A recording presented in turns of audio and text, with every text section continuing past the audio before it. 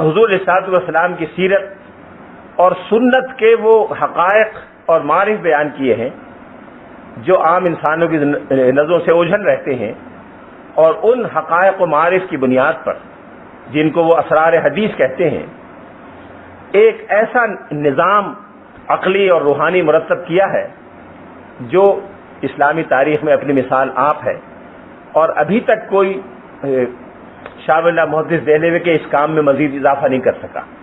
ابھی تک وہ اپنی نوعیت کے فاتح بھی ہیں اور ابھی تک اس کام کے خاتم بھی ہیں۔ شاہ صاحب نے اپنی اس کتاب کو دو بڑے حصوں میں تقسیم کیا ہے۔ ایک حصہ تو بنیادی کلیات اور اصولوں کا ہے، جس میں انہوں نے وہ تمام بنیادی مسائل ایک عقلی اور منطقی انداز میں بیان کیے ہیں، دینی اور شرعی دلائل کے ساتھ، جن کی بنیاد پر کار نبوت نے کام کا آغاز کیا اور شریعت کی تفصیلات حضور صلی اللہ علیہ وسلم نے بیان فرمائی کہ انسان کو مکلف اللہ تعالیٰ کیوں قرار دیتا ہے، انسان کو مکلف قرار دینے کے بعد جزا اور سزا کا نظام کیوں رکھا گیا ہے، یہ جزا اور سزا کس نوعیت کی ہے، انسان کی معاشرتی اور اجتماعی ضروریات کیا ہیں، انسان کی کامیابی اور کامرانی کی حقیقت کیا ہے، کس چیز کو اصل میں کامیابی اور کامرانی کہتے ہیں اور کس چیز کو ناکامی اور ناکامرانی کہتے ہیں، پھر نیکی اور بدی کیا ہے، کس چیز کو کس کی بنیاد پر نیکی کہا جائے اور کس کام کو کس بنیاد پر بدی کہا جائے، پھر مسلمانوں کی اجتماعیات بالعموم بالخصوص اور بقیہ انسانوں کی اجتماعیات، اجتماعی نظام کیوں قائم ہوتا ہے، کیسے قائم ہوتا ہے اور اس کی ضرورت کیوں ہے، پھر علوم نبوت اس اجتماعیت کو قائم کرنے میں کیا کارنامہ انجام دیتے ہیں۔ اس طرح شاہ ولی اللہ محدث دہلوی نے علوم نبوت کو، جو سیرت کا ایک حصہ ہے، پوری انسانی معاشرت کی اساس اور انسانی کامیابی کی ایک بنیاد اور لازمی شرط قرار دیا ہے۔ پھر دوسرے حصے میں جہاں انہوں نے اسرار شریعت اور اسرار حدیث بیان کیے ہیں، وہاں وہ یہ کہتے ہیں کہ اس کتاب کے بنیادی مقاصد میں جو چیز میرے پیش نظر ہے وہ یہ ہے کہ رسول اللہ صلی اللہ علیہ وسلم کے معجزات کو اس طرح واضح کر کے اور منقح کر کے سامنے کر دیا جائے کہ حضور کا سب سے بڑا معجزہ یعنی آپ کی لائی ہوئی شریعت اور اس کا اصل کارنامہ لوگوں کے سامنے آ جائے، یعنی اسلامی شریعت کا کمال، متشککین کی تردید اور اہل ایمان کے لیے اطمینان جس چیز سے حاصل ہو جائے وہ میں لوگوں کے سامنے رکھ دوں۔ یوں یہ کتاب کلامیات سیرت کی ایک ایسی اساسی کتاب کے طور پر سامنے آتی ہے جو اپنی نوعیت کی ایک منفرد کتاب ہے، اور اسلامی تاریخ میں کوئی اور کتاب اس انداز اور اس ترتیب کے ساتھ موجود نہیں ہے۔ پھر شاہ ولی اللہ صاحب یہ بیان کرتے ہیں کہ انسان کو اپنی حقیقی کامیابی اور کامرانی کے لیے ایسے رہنماؤں کی ضرورت ہے جو ملتیں قائم کر سکیں، جن کی تعلیم کی بنیاد پر امت کی تشکیل کی جا سکے، اور وہ ایسا دیر پا اور دائمی نظام امت کو دے سکیں جو امت کے لیے حقیقی سعادت کا اور کامرانی کا ذریعہ اور ماخذ ہو۔ اس کے انہوں نے دلائل دیے ہیں۔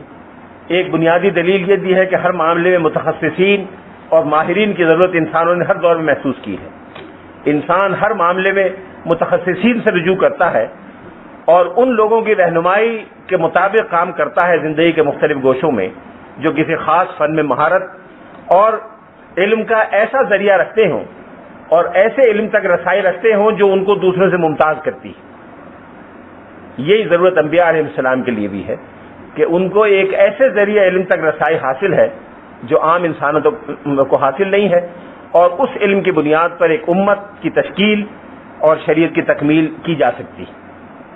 پھر شاہ ولی اللہ نے مختلف انبیاء علیہ السلام کی تعلیم میں جو ارتقا ہوا اس کی طرف اشارہ کیا ہے، اور اخیر میں کہا ہے کہ جب انسانیت ایک ایسے مرحلے پر آ گئی کہ جب ایک بین الاقوامیت اور عالمگیریت کے دور کا آغاز ہونے والا تھا، اس وقت ضرورت تھی کہ ایک ایسا دین بھیجا جائے جو تمام ادیان کا ناسخ ہو، ایک ایسی شریعت اتاری جائے جو تمام شریعتوں کو مکمل کرنے والی ہو، اور عدل و انصاف کے وہ پہلو جو پہلے رہ گئے تھے ان سب کی تکمیل کر کے لیظہرہ علی الدین کلہ کی کیفیت پیدا کر دی جائے۔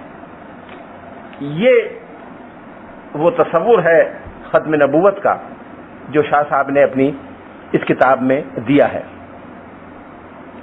جس چیز کو شاہ ولی اللہ تکمیل کا نام دے رہے ہیں یا جس کو وہ لیظہرہ علی الدین کلی کے حوالے سے بیان کرنے کی کوشش کر رہے ہیں، وہ دو چیزیں ہیں۔ ایک چیز تو یہ ہے کہ حضور صلی اللہ علیہ وسلم کے تشریف لانے سے پہلے بعض ایسے مسائل اور مشکلات انسانوں کو درپیش تھے جن کا جواب انسانوں کے پاس نہیں تھا، یا ایسے مسائل اور مشکلات کا انسان شکار تھے جس کا حل ان کی سمجھ میں نہیں آ رہا تھا۔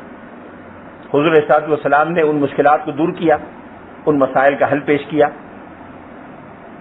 ان مسائل اور مشکلات میں سے ایک بڑی مشکل یہ تھی کہ مذہبی علم خاص طور پر مختلف اقوام کی اجارہ داری میں تھا، مختلف طبقوں کی اجارہ داری میں تھا، اور عام انسان کی دینی علم تک رسائی نہیں تھی۔ حضور صلی اللہ علیہ وسلم نے اس اجارہ داری کو ختم کر دیا۔ مذہبی اور غیر مذہبی تعلیم کے درمیان ایک بعد اور تفریق تھی۔ کچھ اقوام ہیں جو مذہبی تعلیم کے علم بردار ہیں، کچھ اقوام ہیں جو غیر مذہبی تعلیم کے علم بردار ہیں، اور ان دونوں کے ہاں الگ الگ اس علم کی بنیاد پر ایک تہذیب و تمدن پرورش پا رہی تھی۔ ایک تہذیب و تمدن خالص غیر مذہبی بنیادوں پر تھی، ایک دوسری تہذیب و تمدن خالص مذہبی بنیادوں پر۔ ایسی تہذیب جس میں دونوں علوم کو یکجا کیا گیا ہو اور مذہبی اور غیر مذہبی تعلیم میں یکجائی اور یکسانیت پیدا کی گئی ہو، یہ بات حضور صلی اللہ علیہ وسلم سے پہلے نہیں تھی۔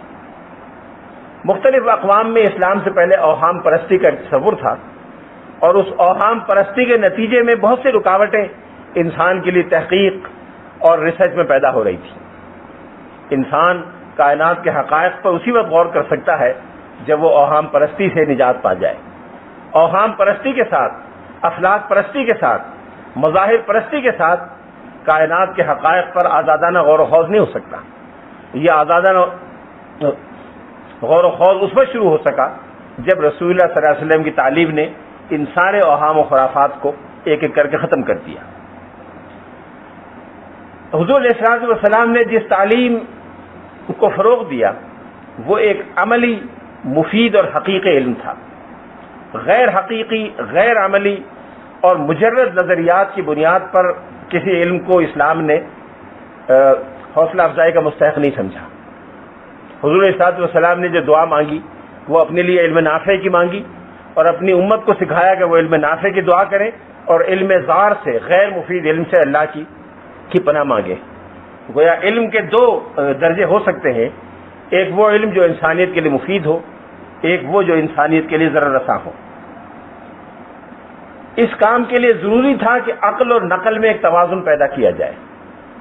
عقل اور نقل میں توازن پیدا کیے بغیر نہ دین کے تقاضے پورے ہو سکتے ہیں، نہ دنیا کے تقاضے پورے ہو سکتے ہیں۔ جن اقوام نے نقل پر زیادہ زور دیا ان اقوام میں عقل کے تقاضے مجروح ہو گئے، جن اقوام نے عقل کے تقاضوں پر زیادہ زور دیا ان میں مذہب کے تقاضے مجروح ہو گئے۔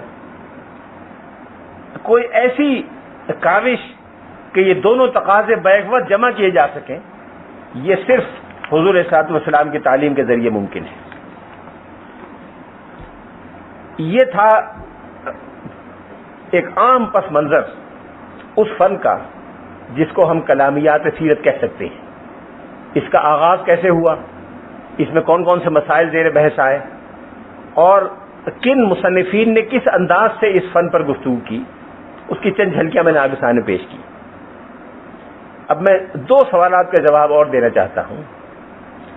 ایک یہ کہ جس چیز کو ہم معجزہ کہتے ہیں، جو کلامیات سیرت کا سب سے بنیادی مضمون ہے، اس سے مراد کیا ہے، اس پر اکابر اسلام نے کیا لکھا ہے، اور رسول اللہ صلی اللہ علیہ وسلم کے بڑے معجزات جو مستند احادیث سے ثابت ہیں ان کے بارے میں سیرت کے ادب میں کیا معلومات ملتی ہیں۔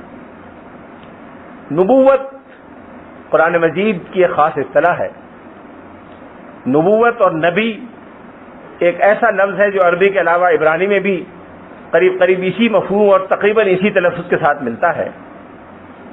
اصطلاحی اعتبار سے نبی سے مراد وہ ذات ہے جس کو براہ راست اللہ تعالیٰ کی بارگاہ سے علم حاصل ہو، اور علامہ اقبال کے الفاظ میں ایسا علم جو قطعی و یقینی ہو اور اس شخص کے لیے، متلقی کے لیے اور دوسرے انسانوں کے لیے واجب التعمیل ہو، اس ذات کو نبی کہا جاتا ہے۔ اس بارے میں اختلاف رہا ہے مفسرین اور متکلمین کے درمیان کہ کیا نبی اور رسول ایک مفہوم رکھتے ہیں یا نبی اور رسول کا الگ الگ مفہوم ہے. کچھ لوگ اس کے قائل ہیں کہ نبی اور رسول کا مفہوم ایک ہے، کچھ لوگ اس کے قائل ہیں کہ نبی اور رسول کے مفہوم الگ الگ ہیں. میجورٹی اکثریت یہی سمجھتی ہے کہ نبی اور رسول کے مفہوم الگ الگ ہیں. اس پر بڑی لمبی بحثیں ہیں، لیکن ہمارے بر صغیر کے ترجمان القرآن شاہ عبد القادر بہزت دہلوی نے ایک جملے میں اس فرق کو بیان کیا ہے. نبی وہ ہے جس کو وحی ملے، رسول وہ ہے جس کو نئی کتاب یا نئی امت یا نئی شریعت دی جائے یا تینوں دی جائیں. اگر کسی کو نئی شریعت دی گئی یا نئی کتاب دی گئی، یا شریعت و کتاب تو نئی نہیں دی گئی لیکن نئی امت کے پاس اس کو بھیجا گیا، وہ رسول ہے. حضرت اسماعیل علیہ الصلوۃ والسلام کی شریعت وہی تھی جو حضرت ابراہیم کی شریعت تھی، ان کی کتابیں وہی تھیں جو حضرت ابراہیم پر اتاری گئی تھیں، لیکن ان کو نئی قوم اور نئی امت کی طرف بھیجا گیا، اس لیے ان کو رسول قرار دیا گیا. یہ فرق ہے رسول اور نبی میں. نبوت لغوی اعتبار سے دو مفہوم رکھتا ہے اور متکلمین نے یہ دونوں مفہوم قرار دیے ہیں. نبی کا ایک مفہوم تو ہے خبر دینے والا. نبا عربی زبان میں کہتے ہیں کسی اہم خبر کو، اما یتساءلون عن النبأ العظیم. چونکہ نبی بڑی اہم خبریں اللہ کی طرف سے دیتا ہے، اللہ کی مرضی کا ترجمان ہے، اس لیے اس کو نبی کہا گیا. اور قرآن پاک میں نبی جہاں بھی آیا ہے وہ اسی مفہوم میں آیا ہے، اور حمزہ اس میں سے تخفیف کی وجہ سے حذف کر دیا گیا. لیکن ورش کی روایت میں حمزہ کے ساتھ پڑھا جاتا ہے. ہم پڑھیں گے یا ایھا النبی، روایت حفص میں، روایت ورش میں پڑھا جاتا ہے یا ایھا النبی. صرف تلفظ کا فرق ہے. ایک دوسری رائے یہ ہے کہ یہ نبوہ سے ماخوذ ہے. نبا ینبو کے معنی بلند مرتبہ ہونا، کیونکہ نبی انسانوں میں انتہائی بلند مرتبہ ہوتا ہے، سب سے بلند مرتبے کی شخصیت ہوتا ہے، اس لیے اس کو نبی کہا گیا. دونوں مفہوم بیعت بھی درست ہو سکتے ہیں. اصطلاحی اعتبار سے نبی کی تعریف یہ ہے کہ وہ اللہ تعالیٰ کا سفیر ہے، اللہ تعالیٰ کا ترجمان ہے، اور اللہ تعالیٰ کے بندوں کو اور مخلوقات کو اللہ کی مرضی اور پیغام سے آگاہ کرتا ہے. ابو نعیم نے دلائل النبوت میں لکھا ہے النبوۃ هو سفارۃ العبد بین اللہ و بین ذوی الالباب من خلیقتہ، کہ نبوت ایک سفارت ہے جو اللہ اور اللہ کی مخلوقات میں جو صاحب عقل ہیں ان کے درمیان پیغام رسانی سے عبارت ہے.